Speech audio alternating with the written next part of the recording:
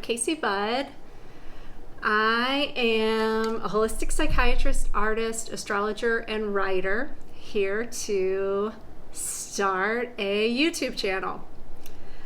I am going to call it the Astro Muse, but also my name.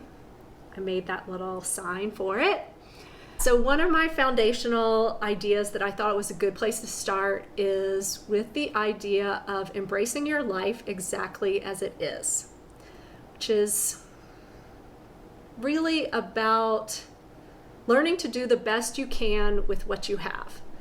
So I have a little story that I often tell patients when I get a patient who is kind of depressed or comparing their life a lot to other people, or they're just frustrated that they can't seem to get what they want, happening in life. So I tell this story that actually kind of came to me just on the fly during one of my patient sessions many years ago in Tucson. And the story is, imagine you're walking into a kindergarten, you're a kindergartner, and you're walking into a kindergarten classroom, and there's a bunch of tables, little tables around, and you're one of like 15 students, and there's 15 different little stations with art supplies. So your job is to walk around and find your name and your art supplies. So, you go around, you look for your name, you find your art supplies, and you sit down, and then your task is to create the best thing you can possibly create with those art supplies. Now, some people have clay, some people have Play-Doh, some people have construction paper, some people have just pen and paper, some people have paint, some people have toothpicks or popsicle sticks or something like that. Some people might have pom-poms. So there's a variety of different art supplies, and some of them might be considered better than others, or more colorful or more refined, or they all have different qualities. And you might really, you might have the Play-Doh and you might be next to the person with the clay, and you might think, oh, I could do so much better with the clay, I wish I had the clay.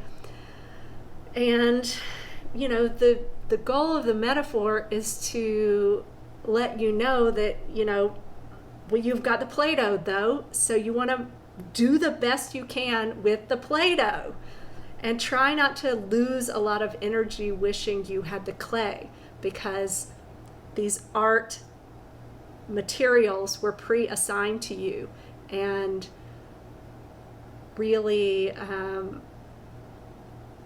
doing the best you can with the one that you were given is going to give you the best chance of success, since you can't switch materials.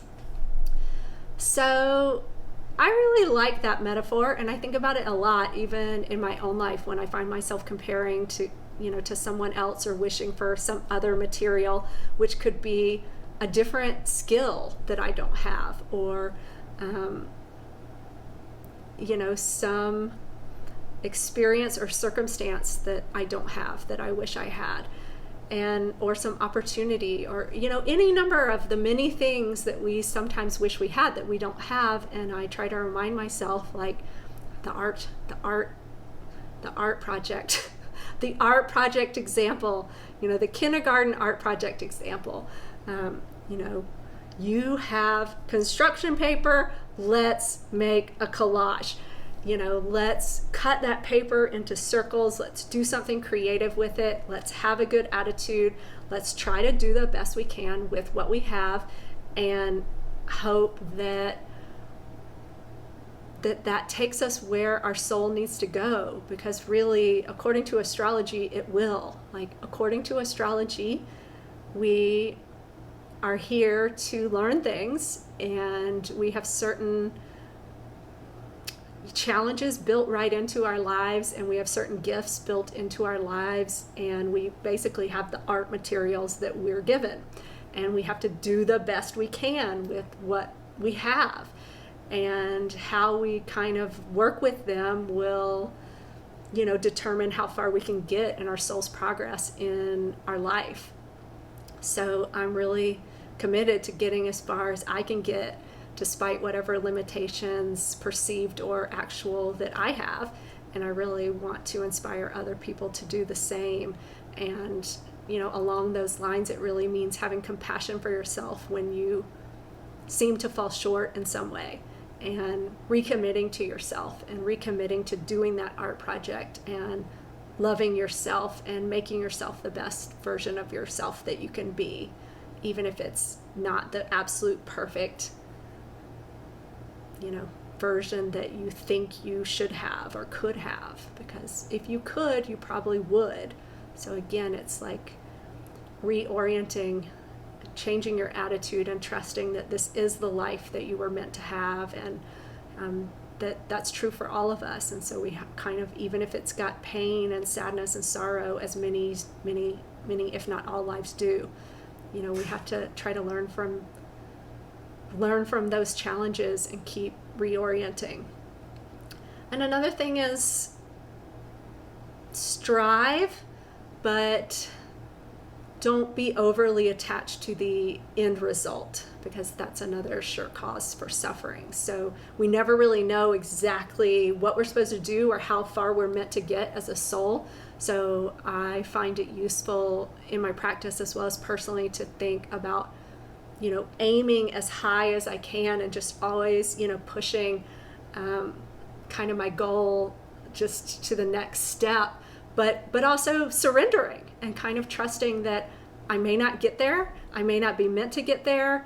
All I have to do is, if I feel it in my heart, like I've made it to this step, now the next step I see and vision for myself or want is here. So I'm going to try to go there.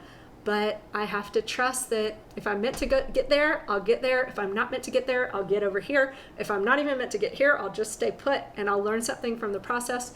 And, you know, it's not always as easy as I'm making it sound in speaking about it, but it is a very, very useful practice that I endeavor to live by every day. And it really helps me if I'm get sad about something or feel disappointed, because like my topic, I said, you know, handling disappointment and rejection with grace, because truly we don't always get what we want.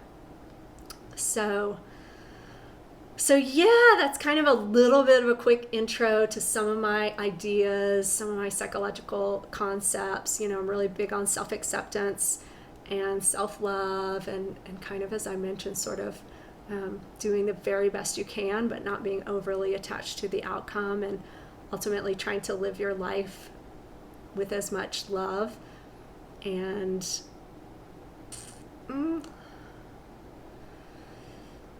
humility also as possible, creativity also. You know, I'm a person who likes to make things fun and always likes to kind of sprinkle in the magic, so you'll see that on my Instagram at least, but hopefully I'll be able to find a way to infuse it into this channel as well. I mean, my little art is kind of a start. I might use that same background every time, or I might change it up. I've got another chalkboard that I can write on, plus it's a chalkboard so I can erase it. But yeah, my idea is to brighten up my own life as well as everybody else's life that I encounter. So I don't always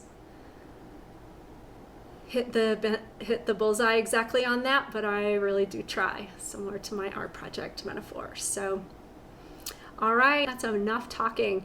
So thank you for listening, and I hope you'll check out the rest of my episodes when I post them. It's going to be Mercury retrograde soon, so I'm trying to get this out before that happens, and maybe I might even get another episode on stress or something done soon, possibly before Mercury's retrograde.